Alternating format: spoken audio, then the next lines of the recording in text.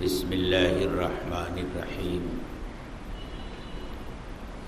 الحمد للہ رب العالمین والصلاة والسلام علی سید المرسلین وعلی آلہ واصحابہ اجمعین اما بعد فعن سلمان الفارسی رضی اللہ تعالی عنہ قال خطبنا رسول الله صلى الله عليه وسلم في آخر يوم من شعبان فقال يا أيها الناس قد أضلكم شهر عظيم شهر مبارك شهر فيه ليلة خير من 1000 شهر جعل الله صيامه فريضة وقيام ليله تطوعا ومن تقرب فيه بخصلة من الخير كان كمن أدى فريضة فيما سواه ومن أدى فريضة فيه كان كمن أدى 70 فريضة فيما سواه وهو شهر الصبر والصبر ثوابه الجنة وشهر المواساة وشهر يزاد فيه رزق المؤمن أو كما قال عليه الصلاة والسلام.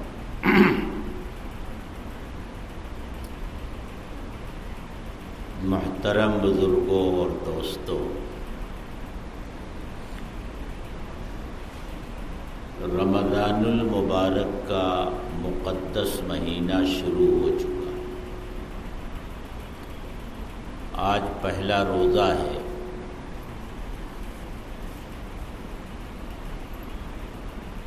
اللہ کے رسول صلی اللہ علیہ وسلم نے اس مبارک مہینے کی بڑی فضیلتیں بیان فرمائی ہیں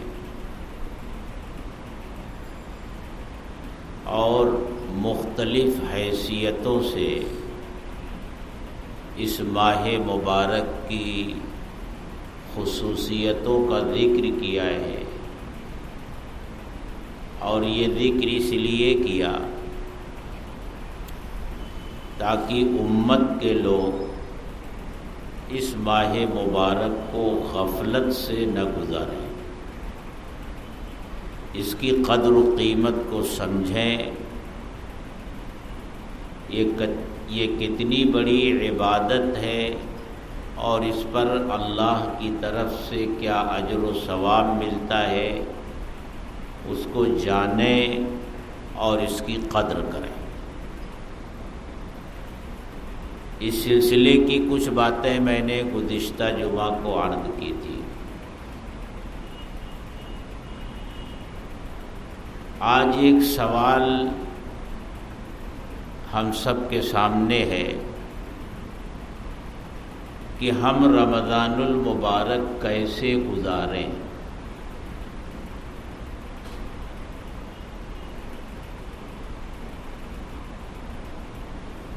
ہم نماز پڑھتے ہیں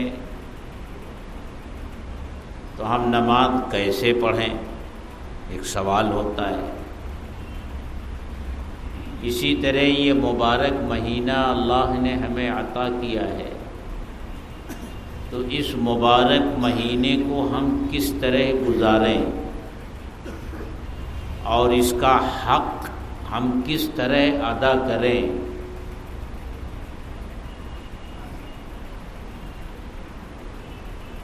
اس لیے میرے دوستو، اگر ہم نے اس ماہ مبارک کی قدر و قیمت کو نہ سمجھا اور اس مبارک مہینے کے اوقات کو صحیح طور سے ہم نے استعمال نہ کیا تو پھر ہمارے لیے اس مبارک مہینے میں اور دوسرے مہینوں میں کوئی فرق نہیں رہ جائے گا، کیونکہ یہ بات تو ہم سب جانتے ہیں کہ رمضان المبارک کی برکتوں سے وہی فائدہ اٹھا سکتا ہے جو اس کی قدر کرے گا، اور جو اس کی قدر نہ کرے بلکہ خدا نخواستہ اگر وہ ناقدری کرے گا تو برکتوں سے فائدہ اٹھانے کی بات تو دور ہے، وہ اپنے آپ کو اللہ کی رحمتوں سے دور کرنے والا، اللہ کی ناراضگی مول لینے والا ہوگا۔ یہ بڑی عظیم عبادت ہے۔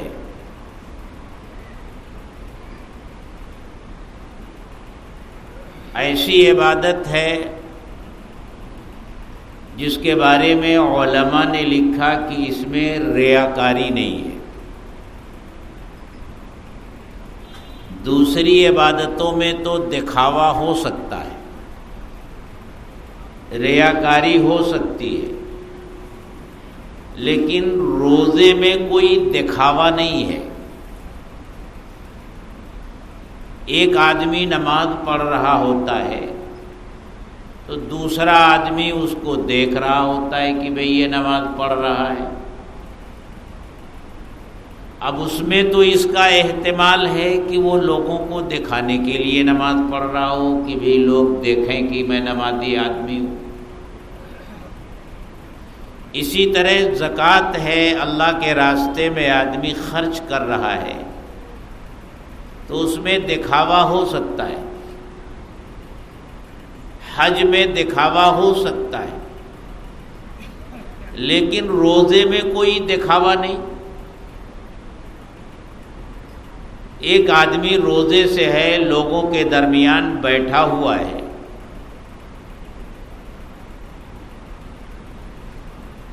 وہ کوئی ایسا کام نہیں کر رہا ہے جس سے یہ پتہ چلے کہ بھئی وہ روزے سے ہے۔ وہ روزے سے ہے یا تو وہ جانتا ہے یا اللہ جانتا ہے۔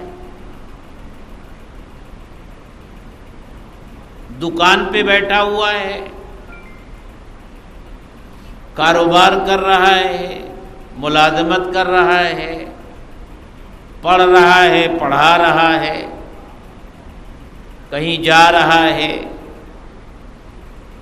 اپنے کام میں مشغول ہے، نظر نہیں آتا کہ وہ روزے سے ہے۔ وہ جانتا ہے کہ روزے سے ہے اور اس کا اللہ جانتا ہے کہ وہ روزے سے ہے۔ تو یہ بہت اہم عبادت ہے، اور یہ مبارک مہینہ بھی خصوصیت سے اللہ تعالیٰ نے اس امت کو عطا فرمایا ہے۔ کسی اور امت کو رمضان المبارک نہیں ملا، روزے ضرور ملے، لیکن رمضان المبارک کا مہینہ کسی اور امت کو نہیں ملا۔ خاص طور سے اللہ تعالیٰ نے اس امت کو عطا فرمایا ہے۔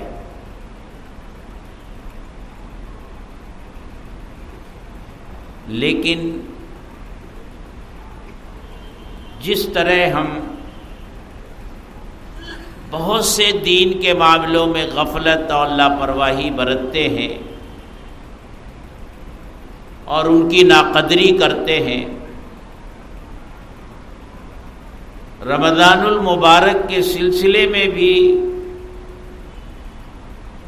ہم میں سے اکثر لوگ اسی غفلت کا شکار ہیں اور رمضان المبارک کی ناقدری کرتے ہیں۔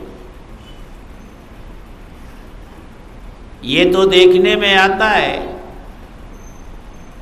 کہ جب چاند ہوتا ہے، پہلی تراویح ہوتی ہے تو مسجدیں بھر جاتی ہیں، لیکن پھر دھیرے دھیرے کم ہوتے ہوتے آخر میں چند صفیں رہ جاتی ہیں۔ یہی حال روزے کا بھی ہے۔ پہلا روزہ رکھ لیا، دوسرا روزہ رکھ لیا، 2-3 روزے رکھ لیے، لوگ سمجھتے ہیں کہ بس ہم نے رمضان المبارک کا حق ادا کر دیا، اور اس میں دن بدن خرابی بڑھتی جا رہی ہے۔ ہم لوگ اپنے بچپن میں دیکھتے تھے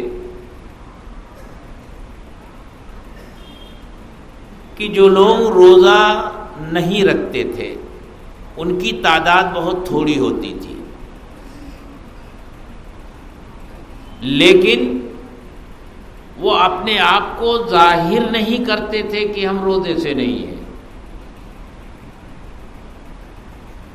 کھانا پینا بہت خاموشی کے ساتھ اور چھپ چھپا کر کے ہوتا تھا۔ گھروں میں چولہا جلے اس کا تو تصور نہیں تھا،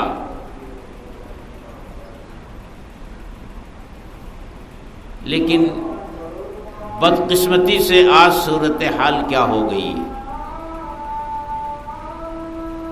اکثریت غیر روزے داروں کی ہو گئی ہے۔ جس طرح اکثریت بے نمازیوں کی ہے، ٹھیک اسی طرح اکثریت غیر روزے داروں کی ہے، اور جس طرح علل اعلان نماز چھوڑی جاتی ہے، مسجد میں اذان ہو رہی ہے، جماعت ہو رہی ہے، اور مسجد ہی کے پاس پڑوس میں بیٹھے ہوئے ہیں، چائے خانوں پر بیٹھے ہوئے ہیں، دکانوں پر بیٹھے ہوئے ہیں، دوستوں کے ساتھ بیٹھے ہوئے ہیں، کوئی پرواہ نہیں ہے۔ جس طرح علل اعلان نمازیں چھوڑی جاتی ہیں، اب تو وہی ماحول روزوں کے بارے میں بھی بن گیا۔ کوئی شرم اور حیا باقی نہیں رہی۔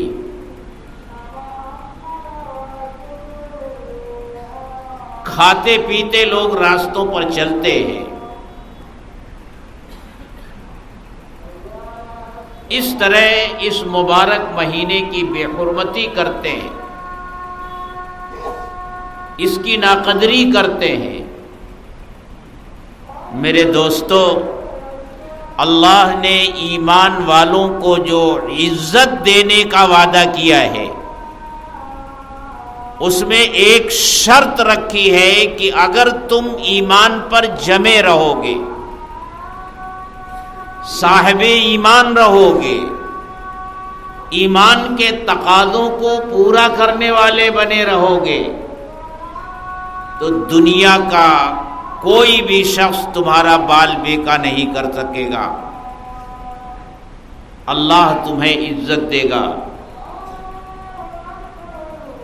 تو وہ شرط جس کی بنیاد پر اللہ نے عزت دینے کا وعدہ فرمایا تھا، جب وہ شرط ہی باقی نہیں رہی، اللہ کا وہ دین جس کو اختیار کرنے کی بنیاد پر ہمیں عزت ملی تھی، اب اللہ کے اسی دین کی ہم ناقدری کرتے ہیں، اس کی توہین کرتے ہیں، اس کا مذاق اڑانے کی حد تک چلے جاتے ہیں،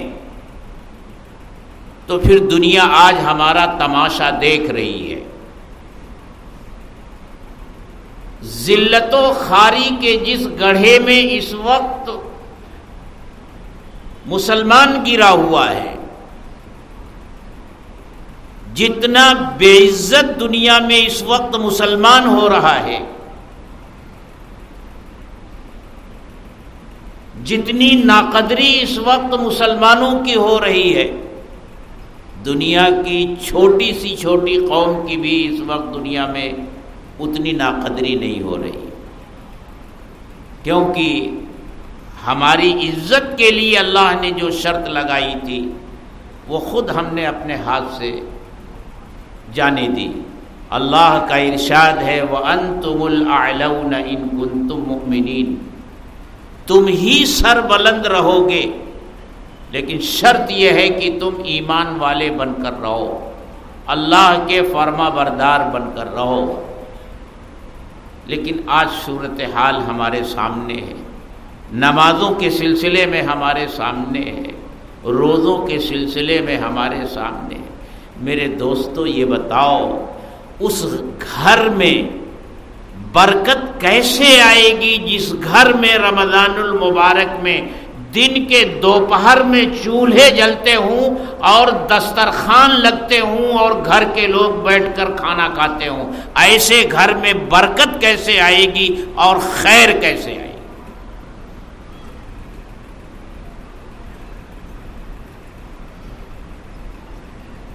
بہرحال اللہ تعالی ہم سب کی حفاظت فرمائے اور ہم سب کو کم سے کم یہ فکر عطا فرمائے کہ ہم اپنے بارے میں فکر کرنے والے بنیں اور اپنے گھر والوں کے بارے میں فکر کر لیں۔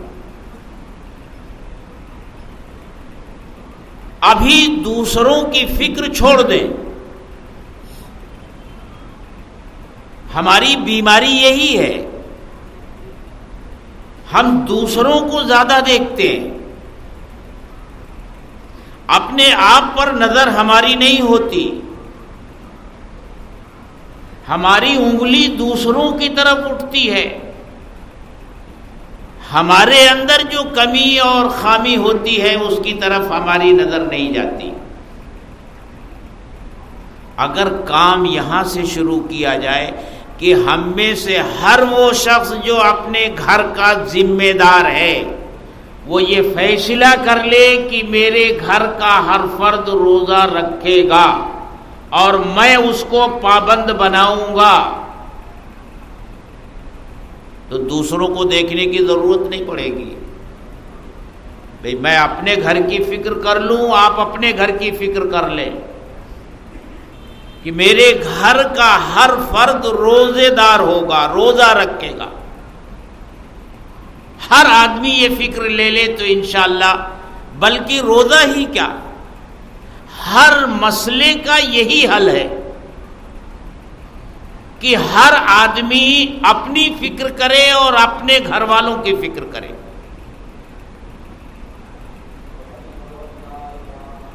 نمازوں کے سلسلے میں بھی یہی ترتیب اختیار کی جائے کہ خود نماز کا پابند بنے اور اپنے گھر والوں کو نماز کا پابند بنائے، ان کے اوپر محنت کرے۔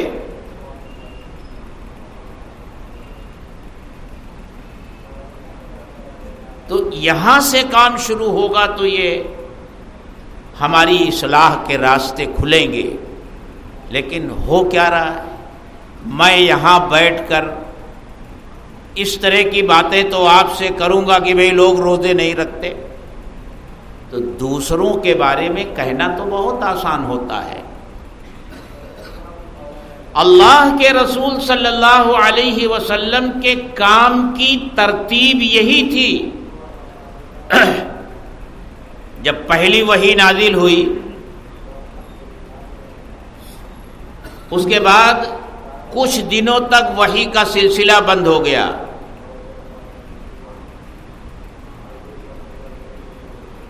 کئی سال تک بند رہا۔ پھر جب آپ کو حکم دیا گیا کہ اللہ کا پیغام اب لوگوں تک پہنچائیے اور دعوت کا کام شروع کیجئے، تو جانتے ہیں پہلی آیت کیا نازل ہوئی؟ وَأَنذِرْ عَشِيرَتَكَ الْأَقْرَبِينَ، اے محمد صلی اللہ علیہ وسلم اپنے قریبی رشتہ داروں کو اللہ سے ڈرائیے۔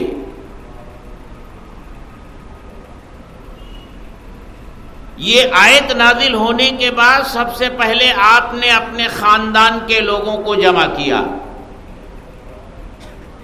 اس میں آپ نے اپنے خاندان والوں کے سامنے دین کی دعوت پیش کی۔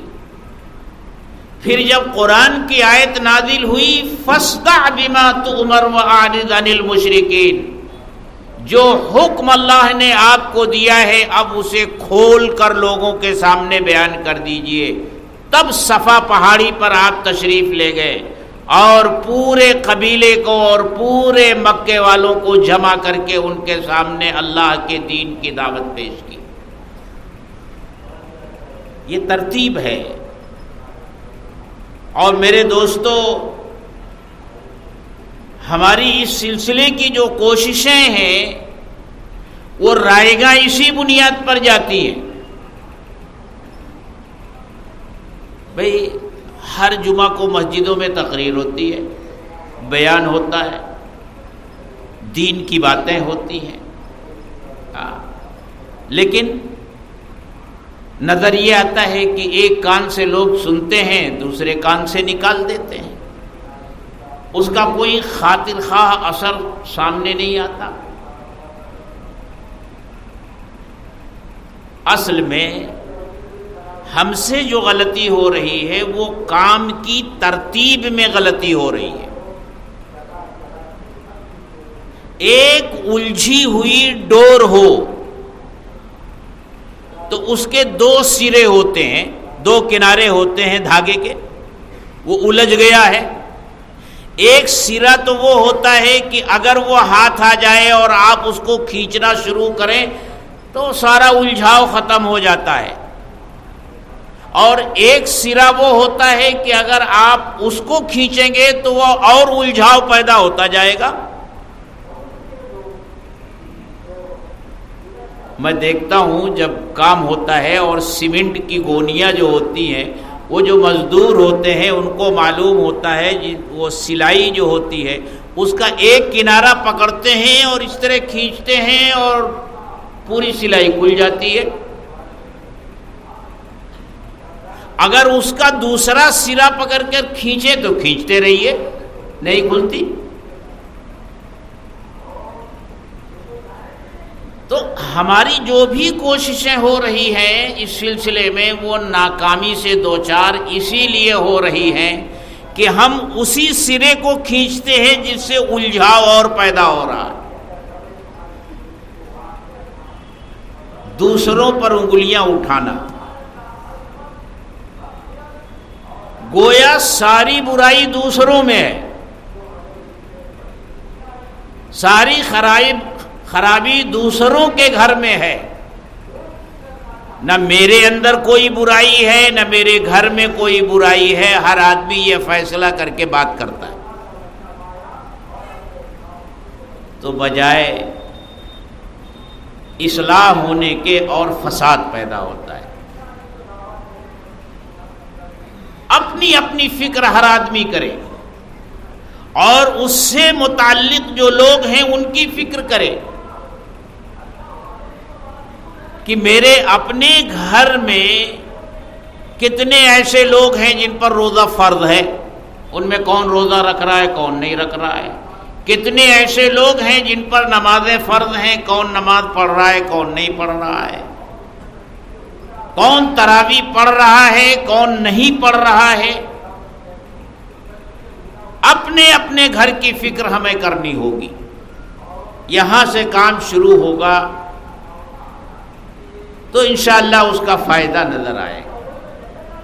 صحابہ کا خاص مزاج یہی تھا کہ وہ اپنی ذات سے کام شروع کرتے تھے. وہ مشہور واقعہ آپ حضرات نے سنا ہے کہ ایک صحابی حضرت حنظلہ رضی اللہ تعالی عنہ گھر سے نکلے اور بلند آواز سے یہ کہتے ہوئے جا رہے تھے نافقہ حنظلہ نافقہ حنظلہ نافقہ حنظلہ. ارے حنظلہ تو منافق ہو گیا، حنظلہ تو منافق ہو گیا. راستے میں حضرت ابو بکر صدیق رضی اللہ تعالی عنہ سے ملاقات ہوئی. انہوں نے کہا حنظلہ یہ کیا ہے؟ کہنے لگے جب ہم اللہ کے رسول صلی اللہ علیہ وسلم کی مجلس میں ہوتے ہیں تو ہمارے دلوں کی کیفیت کچھ اور ہوتی ہے. ہمارے دل نرم ہوتے ہیں، جنت اور جہنم گویا ہمارے سامنے ہے، سب آخرت کی فکر ہوتی ہے. اور جب اس مجلس سے اٹھ کر اپنے گھر میں آتے ہیں، بیوی بچوں کے ساتھ بات وغیرہ میں مشغول ہو جاتے ہیں تو وہ کیفیت ختم ہو جاتی ہے. ہمارے دلوں پر جو تاثر مجلس میں تھا وہ باقی نہیں رہتا. تو گویا ہماری حالت بدل گئی. تو یہ نفاق ہی تو ہے. اتنا ڈر تھا۔ حضرت ابو بکر صدیق رضی اللہ تعالی عنہ نے ارشاد فرمایا حنظلہ یہ تو میرا بھی حال ہوتا ہے، آؤ چلو اللہ کے رسول صلی اللہ علیہ وسلم سے دریافت کرتے ہیں۔ دونوں حاضر خدمت ہوئے اور اللہ کے رسول صلی اللہ علیہ وسلم کے سامنے بات رکھی تو آپ نے ارشاد فرمایا حنظلہ کبھی کبھی ایسا ہوتا ہے، اگر تم ہمیشہ اسی حالت میں رہو جس حالت میں میری مجلس میں رہتے ہو تو فرشتے تمہارے راستوں میں تم سے مصافحہ کرنے لگیں گے، تو کیفیات بدلتی۔ میرے کہنے کا مقصد یہ ہے کہ انہیں اپنی فکر ہوتی تھی اور ہمیں اپنی نہیں دوسروں کی فکر ہوتی ہے۔ اس لیے میرے دوستو ہم میں سے ہر شخص کو اپنی اور اپنے گھر کی فکر کرنی چاہیے۔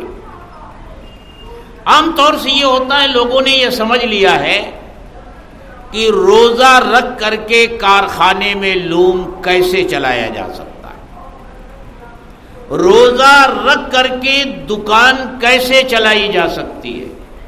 اگر اللہ کا ڈر آخرت کی فکر ہو تو سب کچھ ہو سکتا ہے، اور اگر فکر آخرت ہی نہ ہو، اللہ کا ڈر نہ ہو اور اللہ کا خوف نہ ہو تو ایئر کنڈیشن میں بھی بیٹھ کر آپ روزہ نہیں رکھ سکیں گے۔ اصل چیز اللہ کا ڈر ہے اور فکر آخرت ہے، اور قیامت کے دن اللہ کے حضور کھڑے ہو کر کے جواب دینے کا احساس ہے۔ یہ ہے تو ہر حالت میں روزہ رکھ سکتا ہے، چاہے سخت سے سخت موسم کیوں نہ ہو اور پر مشقت کام ہی کیوں نہ کر رہا ہو، روزہ رکھنا آسان ہو جاتا ہے۔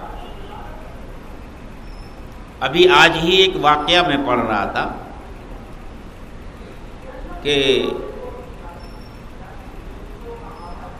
ملک کی تقسیم سے پہلے ایک آئی پی ایس آفیسر تھے قدرت اللہ شہاب۔ ملک جب تقسیم ہوا تو پاکستان چلے گئے۔ آئی پی ایس آفیسر تو تھے ہی، ان کی یہ ملازمت بھی باقی رہی وہاں، اور آخر میں وہ ہالینڈ کے سفیر بنا کر بھیجے گئے۔ ہالینڈ ایک ملک ہے دنیا کا، وہاں کے سفیر بنا کر بھیجے گئے، اور اتفاق یہ کہ ان کی جو تعلیم ہے وہ بھی وہی ہوئی تھی ہالینڈ میں، وہاں ان کو سفیر بنا کر کے بھیجا گیا۔ وہ اپنا واقعہ لکھتے ہیں۔ ہالینڈ میں ڈچ قوم رہتی ہے، یہ مذہباً عیسائی ہوتے ہیں، اور ان کے اندر اتنی آزادی ہوتی ہے کہ جب ان کے یہاں بچہ پیدا ہوتا ہے تو وہ فارم بھرا جاتا ہے، بچے کا نام کیا ہوگا، اس کے باپ کا نام، اس کی ماں کا نام، اور ایک خانہ جو ہے مذہب کا ہوتا ہے کہ اس کا دھرم اور اس کا مذہب کیا ہے۔ وہاں اتنی آزادی ہے کہ بچے کے اس خانے میں کچھ نہیں لکھتے، خالی چھوڑ دیتے ہیں کہ بھائی ابھی تو یہ پیدا ہوا ہے، ہم اس کے اوپر کوئی دھرم اور کوئی مذہب کیوں مسلط کریں، یہ جب بڑا ہوگا تو جو مذہب چاہے گا اختیار کر لے گا، ہم کیوں پابند بنائیں اسے کہ یہ مسلمان رہے یا عیسائی رہے یا یہودی رہے، وہ خانہ خالی چھوڑ دیتے ہیں۔ لیکن اسلام دشمنی میں اتنے آگے بڑھے ہوئے کہ وہاں نیچے لکھ دیتے ہیں کہ اسلام کے علاوہ جو بھی مذہب اختیار کرنا چاہے اسے آزادی حاصل ہو۔ اسلام دشمنی میں اتنے آگے بڑھے ہوئے۔ تو فرماتے ہیں قدرت اللہ شہاب صاحب کہ میں ایک پارک میں گھوم رہا تھا تو میرے کان میں آواز آئی کہ کوئی سورہ رحمان کی تلاوت کر رہا ہے۔ میں نے آس پاس میں دیکھا تو دیکھا کہ ایک انگریز شکل و صورت کا آدمی بیٹھا ہوا ہے، گوری چمڑی کا بیٹھا ہوا ہے۔ میری سمجھ میں آیا کہ یہی پڑھ رہا ہے۔ میں گیا تو واقعتاً وہی پڑھ رہا تھا۔ اس نے مجھ کو دیکھا تو وہ خاموش ہو گیا۔ میں اس کے قریب گیا تو اس نے مجھ کو سلام کیا۔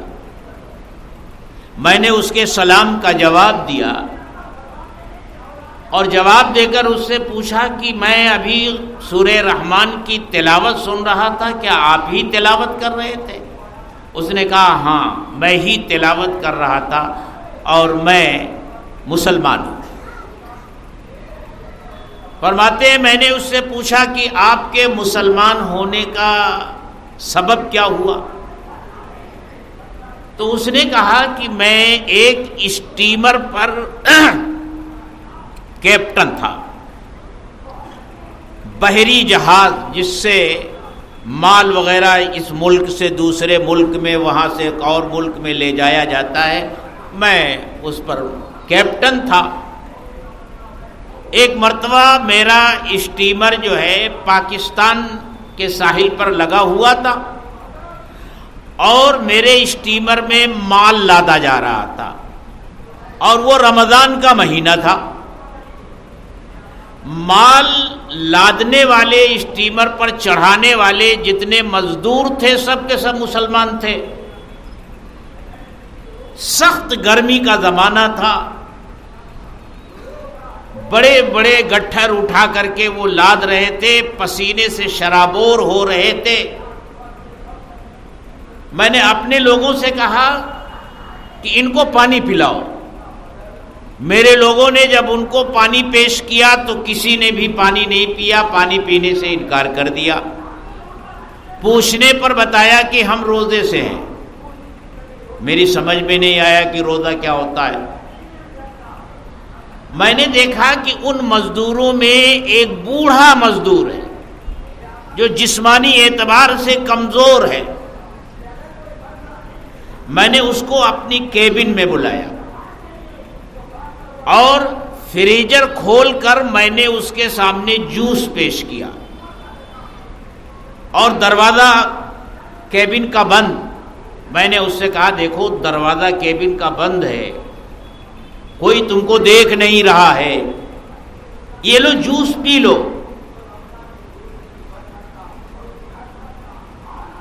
کہتے ہیں اس نے کہا کہ نہ میں اس کی زبان سمجھتا تھا نہ وہ میری زبان سمجھتا تھا، سب اشارے میں بات ہو رہی تھی۔ اس بوڑھے نے کہا نہیں میں نہیں پی سکتا، میرا اللہ مجھے دیکھ رہا ہے، میں نہیں پی سکتا۔ یہ کہہ کر کے وہ کیبن سے باہر نکل گیا۔ اس کے اس عمل سے میرے دل پر اتنا اثر ہوا کہ میرے اندر یہ خواہش پیدا ہوئی کہ میں اسلام کے بارے میں جانوں کہ اسلام کیسا مذہب ہے۔ پھر میں نے اسلام کا مطالعہ شروع کیا اور اللہ نے مجھے توفیق بخشی اور میں اسلام کے دامن میں داخل ہوں۔ یہ ہوتا ہے، آدمی روزہ رکھنا چاہے کوئی مشکل نہیں۔ ہمارے بہت سے بھائی ایسے ہیں جن کو شوگر کی بیماری ہوتی ہے، سمجھے، وہ گویا ان کو سند مل گئی روزہ نہ رکھنے کی۔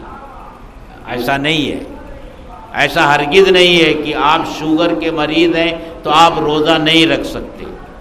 آپ مسلم ڈاکٹر سے مشورہ کیجئے، دیندار مسلم ڈاکٹر سے، یقیناً وہ آپ کو ایسی ترتیب بتائے گا کہ آپ روزہ بھی رکھ سکیں گے، اور رکھنے والے رکھتے بھی ہیں، کوئی پریشانی بھی نہیں ہوتی۔ شوگر کا ہو جانا یہ کوئی عذر نہیں ہے کہ اب آپ کو اجازت مل گئی کہ آپ روزہ نہیں رکھ سکتے۔ قدر کیجئے اور ہم سب کو قدر کرنی چاہیے۔ ایک بات آخر میں کہہ کر کے اپنی گفتگو ختم کرتا ہوں میرے بھائیوں اور دوستوں، دیکھو روزہ کیا چیز ہے۔ 3 چیزوں سے رکنے کا نام روزہ ہے۔ آپ کھانے سے رک جائیں، پینے سے رک جائیں اور بیوی کے ساتھ صحبت سے رک جائیں، یہ روزہ ہے۔ حالانکہ یہ تینوں چیزیں جائز ہیں، حلال ہیں۔ بھئی رمضان کے علاوہ اور دنوں میں ہم کھانا کھاتے ہیں، حلال ہے، لیکن رمضان میں اس حلال سے بھی ہمیں رکنا ہے۔ پینا جو ہمارے لیے جائز اور حلال ہے اس سے بھی رکنا ہے، بیوی کے ساتھ صحبت حلال ہے، جائز ہے، اس سے بھی رکنا ہے۔ تو ایسے 3 کام جو ہمارے لیے روزے کے علاوہ حالت میں حلال اور جائز ہیں، ان سے بھی ہم کو روکا گیا۔ تو آپ خود بتائیے کہ وہ کام جو ہر حال میں ناجائز ہیں، ہر حال میں حرام ہیں، اللہ کو ناراض کرنے والے ہیں، کیا روزے کی حالت میں روزے دار کے لیے وہ کام جائز ہو سکتے ہیں؟ حلال چیزیں جائز نہیں رہ گئی، تو وہ چیزیں جو ہمہ وقت حرام ہیں اور ناجائز ہیں، ان کی اجازت بھلا روزے کی حالت میں کیسے مل سکتی ہے؟ جھوٹ بولنا ہر وقت ناجائز اور حرام ہے، تو روزے کی حالت میں جھوٹ بولے آدمی، غیبت ہے، چغلی ہے، لڑائی جھگڑا ہے اور بد نظری ہے، آنکھوں کی حفاظت نہ کرنا، یہ ایسا گناہ ہے بد نظری کا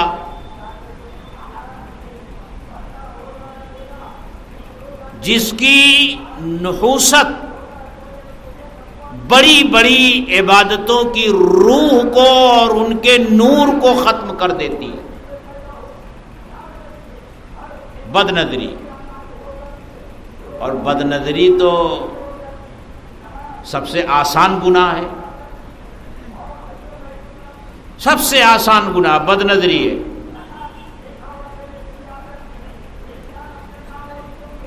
اس لیے روزے کی حالت میں ان تمام گناہوں سے بچنے کا ہمیں اہتمام کرنا ہے۔ 2 کام ہوتے ہیں رمضان المبارک میں، ایک یہ کہ ہماری نیکیوں میں اضافہ ہو، اور دوسرے یہ کہ ہم گناہوں سے بچنے والے بنیں۔ تو پہلا کام گناہوں سے بچنے کا اہتمام کرنا ہے، یہ فیصلہ کرنا ہے کہ انشاءاللہ گناہ تو پوری زندگی میں نہیں کریں گے، لیکن خاص طور سے رمضان المبارک میں ہر چھوٹے بڑے گناہ سے بچنے کا اہتمام کریں گے۔ اب تو گناہ کی دکان ہماری جیب میں ہے، جب چاہیں جہاں چاہیں۔ کیا آپ یہ فیصلہ نہیں کر سکتے؟ میں آپ سے زیادہ کا تقاضا نہیں کرتا، کیا آپ یہ فیصلہ نہیں کر سکتے کہ زیادہ نہیں، صرف 1 مہینے کے لیے، 1 مہینے کے لیے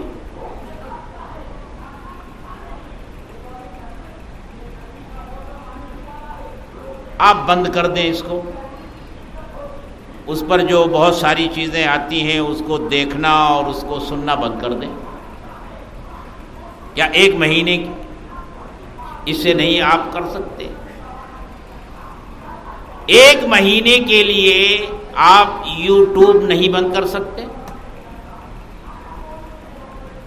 1 مہینے کے لیے فیس بک نہیں بند کر سکتے؟ 1 مہینے کے لیے واٹس ایپ نہیں بند کر سکتے؟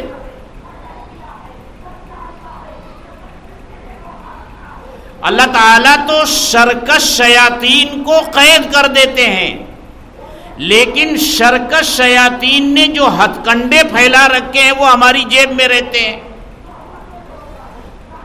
وہ تو قید ہو گئے، لیکن ان شیاطین نے جو اپنے جال پھیلا رکھے ہیں وہ جال تو ہمارے جیب میں ہے۔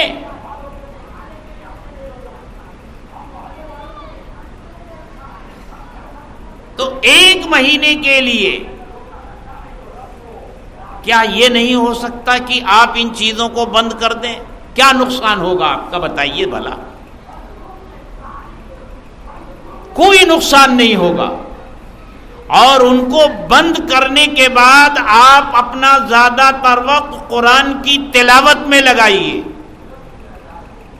ترتیب بنائیے کہ زیادہ سے زیادہ قرآن پاک کی آپ تلاوت کر سکیں، ہم سب زیادہ سے زیادہ قرآن پاک کی تلاوت کر سکیں، کیونکہ اللہ کے کلام کو اس ماہ مبارک کے ساتھ بڑی خاص مناسبت ہے۔ اللہ نے قرآن کو 2 مرتبہ نازل کیا ہے، ایک مرتبہ لوح محفوظ سے نازل کیا ہے پورا قرآن ایک ساتھ، اور پھر وہاں سے تھوڑا تھوڑا کر کے جبریل امین لے کر اس دنیا میں آئے ہیں، اور یہ دونوں مرتبہ رمضان میں ہوا ہے۔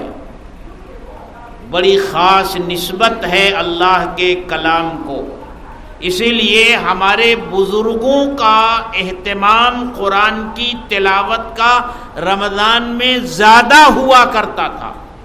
وہ نفل میں بھی قرآن پڑھتے تھے، تراویح میں بھی پڑھتے تھے، تہجد کی لمبی لمبی رکعتوں میں قرآن پڑھتے تھے۔ ہمارے ایسے بھی بڑے گزرے ہیں جو روزانہ ایک قرآن شریف ختم کرتے تھے، زیادہ سے زیادہ قرآن کی تلاوت کرنے والے بنے۔ اور اگر کام ہے تو ایک ترتیب ہم بنا لیں، زیادہ نہیں، اذان ہوتی ہے نا، اذان کی آواز سن کر ہمیشہ ہم آتے ہیں، آدھا گھنٹہ پہلے آ جائیں، اور جو وقت نماز سے پہلے کا ملتا ہے اس میں سنت پڑھیں اور تلاوت کر لیں۔ 5 وقت اگر اس طرح کی ترتیب بنا لیں گے تو انشاءاللہ اچھی خاصی مقدار قرآن کی تلاوت ہم روزانہ کر سکیں گے، لیکن ترتیب اگر ہم بنائیں گے تو یہ سارا کام ہمارے لیے آسان ہوگا۔ اللہ تعالی ہم سب کو عمل کی توفیق عطا فرمائے۔ وآخر دعوانا